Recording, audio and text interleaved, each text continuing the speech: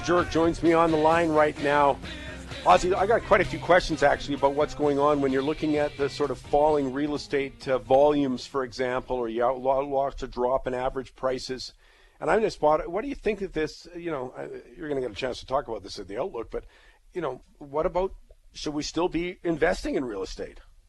Well, clearly I have some concern about the new mortgage regulations, and there's always something that I wonder that our mortgage companies are trying to do to us. But my overall view never changed, not in 40 years. I've always believed we live in the world's most underreported inflation of all times. That's inflation in hard assets, and I think that's going to continue. But we never go in a straight line. We have some dips and valleys, and we're in one now. But overall, I think I'm always confident in real estate. What area are you looking at in real estate? I'm talking about like types, a single detached, maybe a commercial building, whatever. What's kind of grabbed your interest right now? Well, the kind of interesting was that, Morgat, who is one of Canada's largest real estate investment corporations, did a third quarter report, and they pick rental apartments as their top investment. And interestingly, their reasons are that Brexit was going to be a terrible event, and yet stock markets recovered in England, and also the foreign money, British, flew back into the London markets and so on, and they feel the same thing is going to happen here, that our office leasing market in Toronto and Vancouver will be strong, the industrial sector will be strong right across Canada with the exception of Calgary and Edmonton.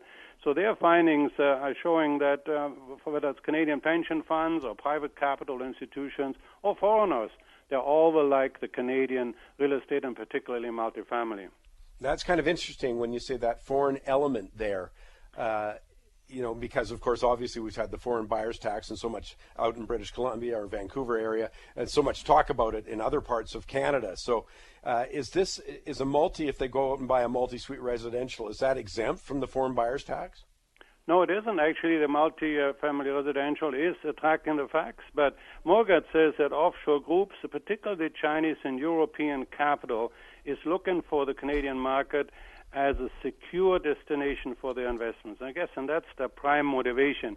And the tax, in Morgat's view, is not going to stop them wanting to do that. Okay, so let's say I'm a bigger investor. What should I be looking at?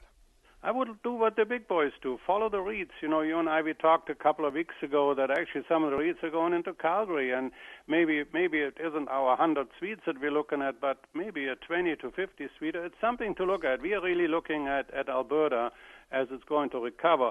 But, hey, I also love the Fraser Valley. I just was in Chilliwack, and I look whether it's a 4-plex or 10-plex or 50 suites up.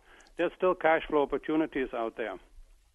And it's funny, we're just talking to Paul Beattie, who certainly, without talking to him in advance, is confirming, one of the big themes that I think the number one theme I've had for about, I'm just trying to do the math in my head, over 4 years was you got to have money in U.S. dollars.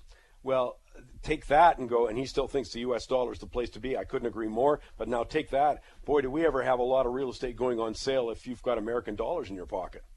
No question. I just spent Monday and Tuesday in Phoenix. We have a group of investors. We just put together another 156 suite. We like the U.S., and primarily that's the reason we've been telling our subscribers to get at least half of your investment. If you want to plan and invest in the U.S., put it into cash, because Victor and you have been preaching forever that we should be in U.S. dollars, and boy, have you ever been right. So there's no question about that. That is important. One of the quick things, Mike, I should mention, I want to brag a little, but Morgat Company, they have a literary award, and this shows how old I am. In 1980, I won the National First Prize Literary Award for Morgat for a story on commercial real estate, and then in 1990, I won it again for Morgat. So there's got to be, I guess it shows. There's a trend. You're due. The hat trick is coming, Ozzie. And the good thing is I've read many things you've done. I've enjoyed them. Your book, Location, the newer version, all of that, and none of it's with an accent, so I like that. Well, as Peter Legge says, Ozzie is the only Canadian doesn't speak either one of the official languages. There you go. What about a hot property to finish off?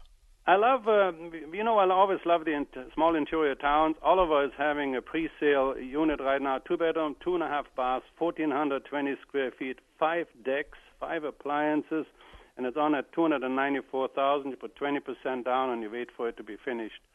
So that's our hot property of the week. That's great stuff. Make a note. Next week we'll talk about the pre-sales and the market as it stands right now. I'm talking with Ozzie Jurock as always. Great job, Ozzie. Find him at jurock.com, Jurock.com.